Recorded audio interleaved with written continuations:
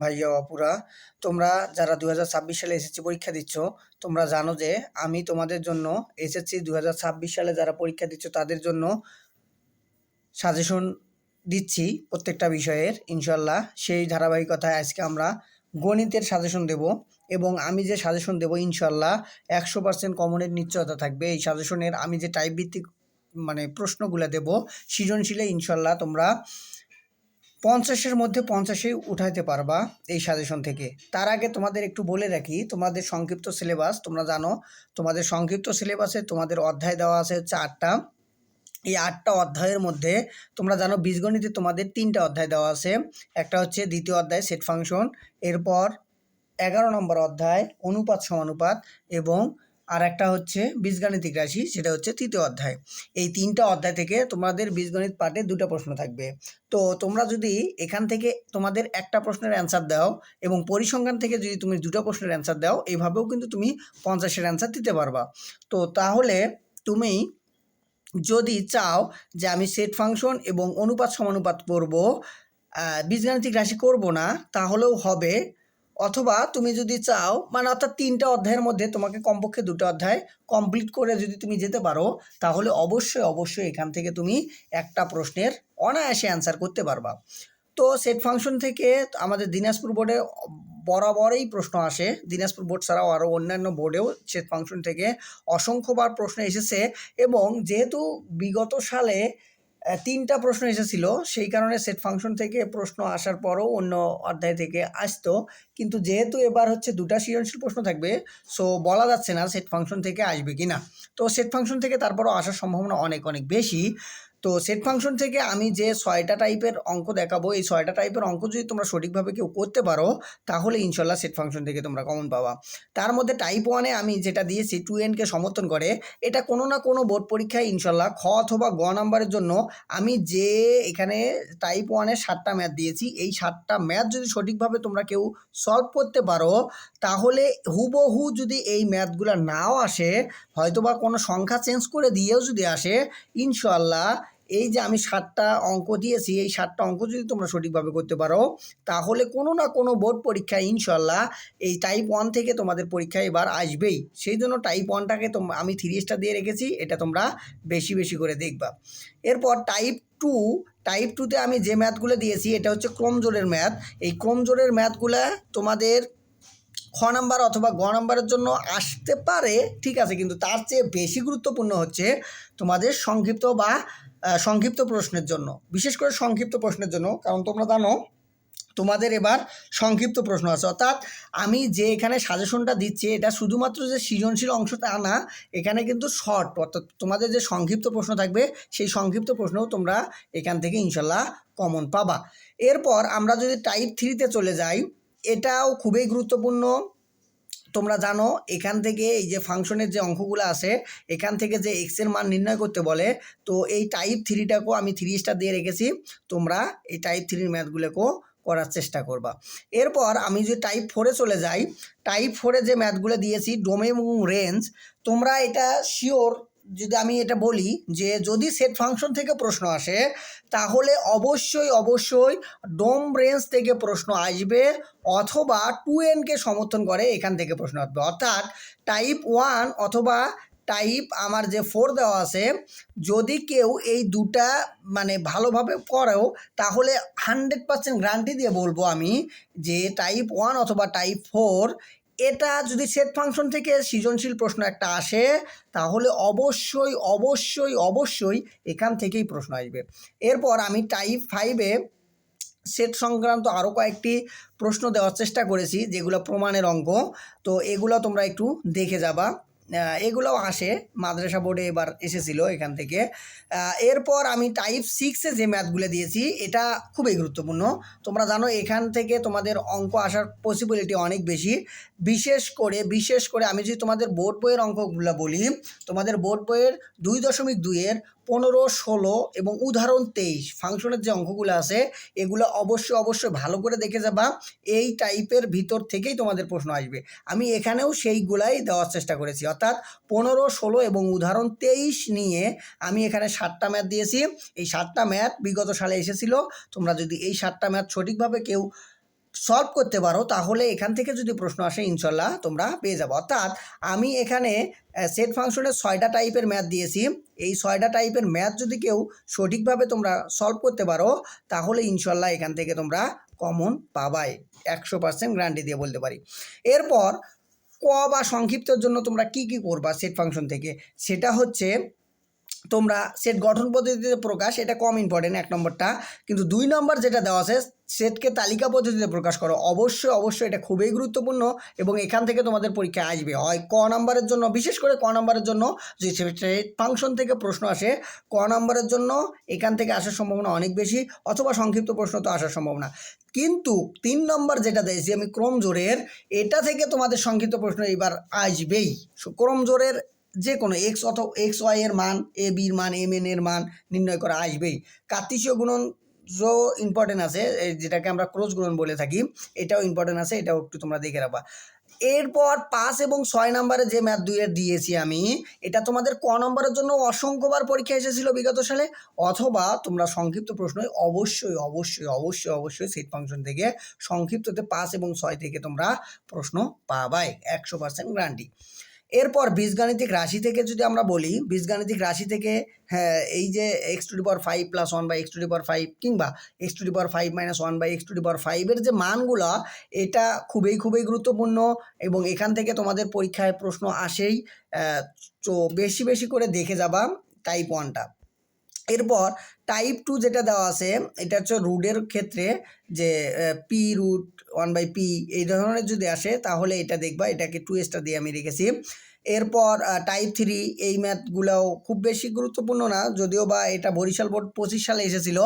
আর একটা কথা হচ্ছে তোমরা একটু খেয়াল রাখবা, 25 সালে যে প্রশ্নগুলো এসেছিল, এবার কিন্তু অনেক বোর্ড পরীক্ষায় দেখা যাচ্ছে তোমরা যে বোর্ড কয়েকটা পরীক্ষা দিলা, 25 সালের প্রশ্নগুলো কিন্তু তোমাদের জন্য খুবই গুরুত্বপূর্ণ। সো 25 সালের প্রশ্নগুলোকে তোমরা দেখে যাবা। যেমন দিনাজপুর বোর্ডে রিপিটিং প্রশ্ন যেমন ছিল ডিবেটিং ক্লাব হচ্ছে অ্যাপ্লিকেশন, এটা দিনাজপুর বোর্ড 25 সালে এসেছিল। সেম প্রশ্নটাই আবার অ্যাপ্লিকেশন দিনাজপুর বোর্ড 26-এ এসেছিল। অর্থাৎ 25 সালের কোনো প্রশ্নটাকেই তোমরা অবহেলা করে যাবা না, 25 সালের প্রশ্নগুলোকেও একটু তোমরা দেখে যাবা। তারপরে টাইপ 4-এ যদি আমরা আসি, টাইপ 4-এ দিয়েছে x⁴ + 1/x⁴। তো এই মানগুলো তোমরা অবশ্যই করবা, বিপরীত দিক দিয়েও প্রমাণটা করবা, আর হচ্ছে যেটা সঠিকভাবে আছে সেই প্রমাণটা করারও চেষ্টা করবা। অর্থাৎ x⁴ + 1/x⁴ অথবা x⁴ - 1/x⁴ এর মান নির্ণয় করার যে ম্যাথগুলো আছে সেগুলো দেখে যাবা। কিউবের ম্যাথগুলোকেও দেখে যাবা সমানতালে, টাইপ 5-এ আমি রেখেছি, এগুলো 3 স্টার দিয়ে রেখেছি, এগুলো খুবই গুরুত্বপূর্ণ। এরপর অন্যান্যতে যে ম্যাথগুলো দিয়েছি, বিশেষ করে আমার 2 নম্বর যে অন্যান্য যে ম্যাথটা দিয়েছি 2 নম্বরের, এটা তোমাদের সংক্ষিপ্ততে আসার জন্য খুবই গুরুত্বপূর্ণ, অথবা ক নম্বর প্রশ্নতেও এগুলো আসে। এরপর আমি উৎপাদকে বিশ্লেষণ দিয়ে রেখেছি। তোমরা একটা 100% শিওর যে তোমরা উৎপাদকে বিশ্লেষণ অবশ্যই সংক্ষিপ্ততে পাবাই। তো তারপরও আমি এখানে যে সংক্ষিপ্ততে প্রশ্নগুলো দিয়ে রেখেছি সংক্ষিপ্তর জন্য অথবা ক নম্বর প্রশ্নের জন্য, তোমরা এই উৎপাদকে বিশ্লেষণগুলো বেশি করে দেখে যাবা। এগুলো দেখো আমি সাল উল্লেখ করে দিয়ে রেখেছি, তো এগুলো বেশি করে করার চেষ্টা করবা। আর একটা কথা আমি বলে রাখি, সেটা হচ্ছে তোমাদের এই ম্যাথগুলো করার ক্ষেত্রে যদি কোনো ধরনের সমস্যা হয় তাহলে অবশ্যই আমার কমেন্ট বক্সে জানাবা, আমি সেই ম্যাথগুলো সলভ করে দেওয়ার চেষ্টা করবো ইনশাল্লাহ। এরপর তোমরা জানো বীজগণিতের আর একটা অধ্যায় আছে, সেটা হচ্ছে বীজগাণিতিক অনুপাত সমানুপাত। এই বীজগণিত অনুপাত সমানুপাত অধ্যায়টার ম্যাথগুলো যদিও বা সহজ এবং এখান থেকে যদিও বা বিগত সালে অত বেশি প্রশ্ন আসে নাই, কিন্তু যেহেতু এবার তোমাদের শর্ট সিলেবাসের মধ্যে এটা দিয়ে রেখেছে, সো এখান থেকে প্রশ্ন আসার সম্ভাবনা অনেক বেশি। তোমরা এই অধ্যায়টার আমি টাইপ 1-এ যে ম্যাথগুলো দিয়ে রেখেছি, দেখো এখানে গোল চিহ্ন দিয়ে রেখেছি 1, 2, 6, এই ম্যাথগুলোকে বেশি করে দেখবা, এখান থেকে আসার সম্ভাবনা অনেক বেশি। আর বিশেষ করে টাইপ 1টা তোমাদের কোনো না কোনো বোর্ড পরীক্ষায় খ অথবা গতে আসবেই। তো টাইপ 2 এর ম্যাথগুলো খুবই গুরুত্বপূর্ণ। এটাও আমি বলতে পারি, যদি অনুপাত সমানুপাত থেকে প্রশ্ন আসে তাহলে টাইপ 2 ম্যাথও আসার সম্ভাবনা আছে অনেক বেশি। টাইপ 3-তে আমি যে ম্যাথগুলো দিয়েছি, বিশেষ করে এই ম্যাথটা টাইপ 3-র যে আমি 3টা ম্যাথ দিয়েছি, এই 3টা ম্যাথ তোমরা যদি সঠিকভাবে করো, এটা সংক্ষিপ্তর জন্য আসতে পারে, আবার অনেক ক্ষেত্রে খ অথবা গয়েতেও আসে। তো খ অথবা গ, এখানে 3টার মধ্যে যে কোনো একটা তো আসতে পারে, অথবা সংক্ষিপ্তর জন্য যদি এটা কাটায়ও সংক্ষিপ্ততে তোমাদের এখান থেকে প্রশ্ন করা মিস হবে না। সো এরপর অন্যান্যর ক্ষেত্রে আমি এখানে যে কয়টা প্রশ্ন দিয়েছি এই কয়টাকেও তোমরা একটু দেখে যাবা। বিশেষ করে আমি 1 নম্বর এবং 3 নম্বর যেহেতু একই অঙ্ক 2 এবং 3টাকে স্টার চিহ্ন দিয়ে রেখেছি, এই দুটো বেশি বেশি করে তোমরা দেখবা। 4 নম্বরটাও দেখে যাবা, এটাও গুরুত্বপূর্ণ। মাদ্রাসা বোর্ডে এই 4 নম্বর প্রশ্নটা এসেছিল। সো মাদ্রাসাতে এবার 26 সালে যে পরীক্ষা হয়েছিল সেটা আমার এই সাজেশন থেকে এটা এখানে এসেছিল। যাই হোক তোমরা এটা দেখে যাবা। টাইপ 4-এ আমি যে ম্যাথগুলো দিয়েছি এগুলো তোমাদের আসার সম্ভাবনা অনেক অনেক বেশি। বিশেষ করে তোমরা জানো যে আয়তাকার ক্ষেত্রে আমি এখানে দিয়ে দিয়েছি 2, 4, এরপর হচ্ছে 7 নাম্বার, এইগুলা খুবই গুরুত্বপূর্ণ। আর আমি সংক্ষিপ্তর জন্য যেগুলাকে 3 স্টার দিয়ে রেখেছি, দেখো 1, 2, 5 এগুলা তোমরা বেশি বেশি করে দেখে যাবা। এগুলা সংক্ষিপ্তর জন্য আসার সম্ভাবনা অনেক বেশি। বিশেষ করে লসাগু গসাগু, তারপরে ত্রিভুজের পরিসীমা, ত্রিভুজ সংক্রান্ত যে প্রশ্নগুলো দেওয়া আছে এগুলা দেখবা। ক্রমিক সমানুপাতের যে অঙ্কগুলো আছে এগুলো একটু বেশি বেশি করে দেখে যাবা। এরপর আমরা যেটা বলবো তোমাদের জ্যামিতিতে 2টা অংশ থাকে, আমরা জানি খ বিভাগে 2টা প্রশ্ন তোমাদের হচ্ছে ব্যবহারিক জ্যামিতি এবং বৃত্ত, এই 2টা অধ্যায় দেওয়া আছে। তো সম্পাদ্য একটা প্রশ্ন আসবে এবং উপপাদ্য একটা প্রশ্ন আসবে। তো সম্পাদ্যের জন্য তোমরা আমি ব্যবহারিক জ্যামিতির এখানে ত্রিভুজ, চতুর্ভুজ এবং বৃত্ত 3টা থেকেই দেওয়ার চেষ্টা করেছি, কেননা যাতে সম্পাদ্য থেকে যে ভাষায় যেখান থেকেই প্রশ্ন আসুক না কেন তুমি যাতে সঠিকভাবে ওখান থেকে অ্যান্সার করতে পারো।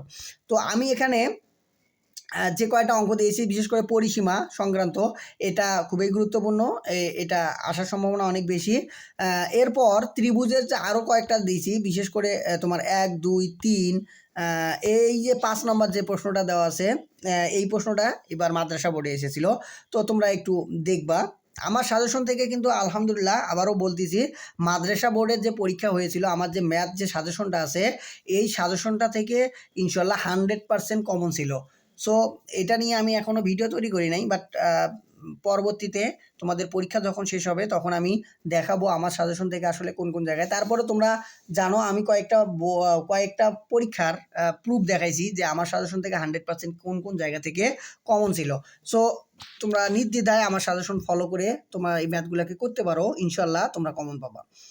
এরপর আমি চতুর্ভুজ সংক্রান্ত এখানে কয়েকটা দিয়ে দেওয়ার চেষ্টা করেছি। এখানে যদিও বা 6টা প্রশ্ন দিয়েছি, এই 6টা প্রশ্ন যদি অর্থাৎ এই 6টা সম্পাদ্য যদি তোমরা সঠিকভাবে করো তাহলে ইনশাল্লাহ সম্পাদ্য থেকে যেখান থেকে আসুক না কেন তোমরা চতুর্ভুজ থেকে যদি প্রশ্ন আসে এই 6টার ভিতরে আমি এখানে 4টা ইম্পর্টেন্ট দিয়ে রেখেছি, এই 4টাকে তোমরা বেশি বেশি গুরুত্ব দিয়ে করার চেষ্টা করবা।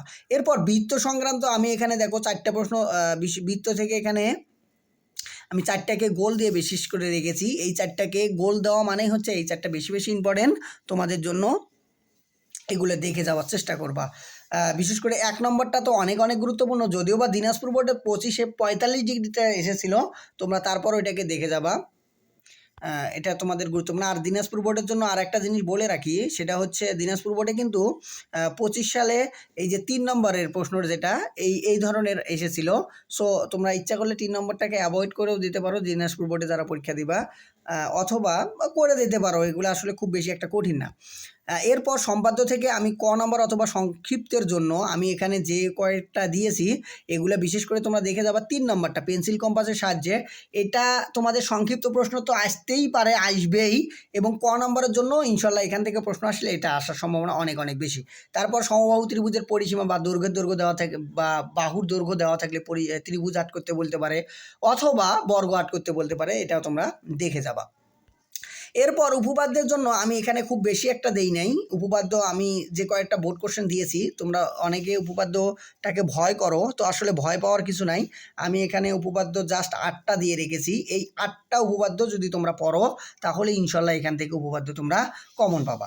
এরপর আমি ক নম্বরের জন্য জাস্ট এখানে 2টা প্রশ্ন দিয়ে রেখেছি, কারণ তোমরা জানো যে বৃত্ত থেকে এখানে যখন প্রশ্ন আসবে তখন কিন্তু ওই আগের যে আমি সংক্ষিপ্ত প্রশ্ন দিয়েছি সেখান থেকেও আসতে পারে।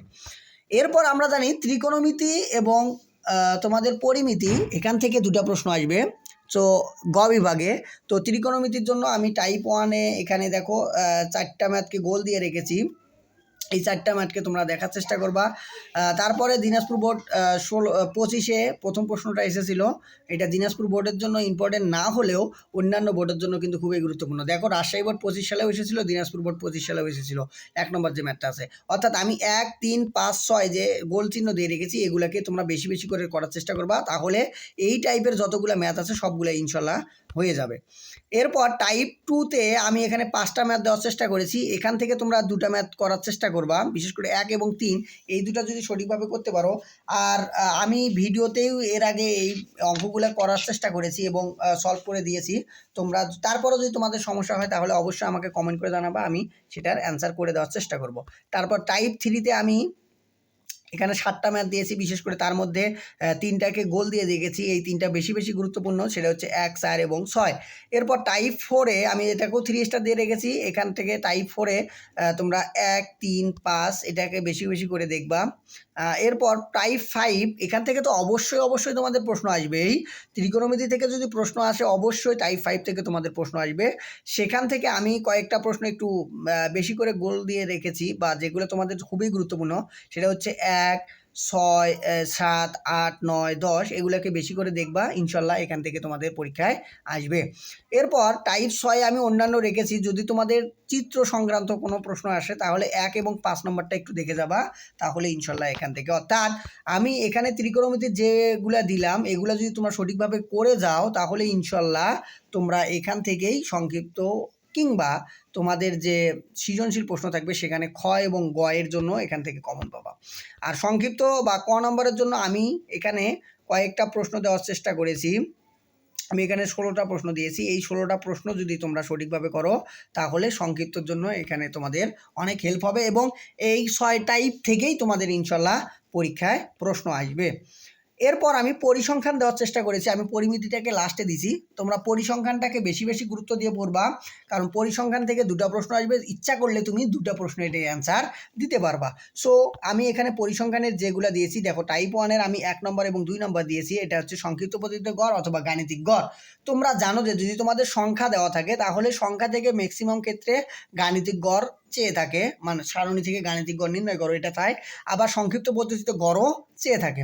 তো সংক্ষিপ্ত পদ্ধতিতে গড়ের জন্য আমি একটা ছক দিয়ে রেখেছি, অর্থাৎ ছক দিয়েও তোমাদের আসতে পারে, সংখ্যা দিয়েও আসতে পারে।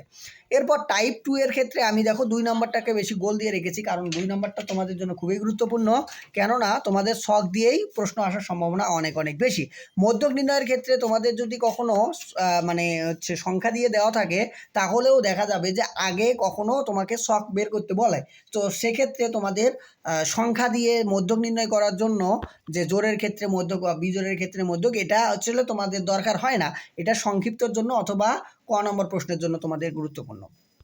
প্রচুরকের ক্ষেত্রেও সেম, তোমাদের ছক দিয়ে আসার সম্ভাবনা অনেক বেশি, তোমার ছকটা বেশি করে দেখবা। আর আমি এখানে বলবো চিত্র গ্রাফের জন্য তোমাদের 2টা চিত্র আসার সম্ভাবনা খুবই বেশি এবং এই দুটাই সবচেয়ে বেশি আসবে। এবং যদি তোমাদের যতগুলো বোর্ড প্রশ্ন আছে তার মধ্যে কমপক্ষে 6 থেকে 7টা বোর্ডে বহুভুজ অঙ্কন এবং অজীব রেখা এটাই আসার সম্ভাবনা সবচেয়ে বেশি। আয়তলেখ হয়তো বা কোনো 1টা 2টা বোর্ডে আসলেও আসতে পারে, তারপরও তোমরা আয়তলেখটাকেও দেখে যাওয়ার চেষ্টা করবা। সো আমি এখানে বহুভুজের যে 2টা দিয়েছি সেই 2টাকে করার চেষ্টা করবা, তারপরে হচ্ছে তোমাদের আয়তলেখের জন্য 2টা দিয়েছি, এই 2টা করার চেষ্টা করবা। তো এইগুলা যদি তোমরা পরিসংখ্যান থেকে করো ইনশাল্লাহ পরিসংখ্যান থেকে এখানেই তোমাদের 20-এ 20 থাকবে।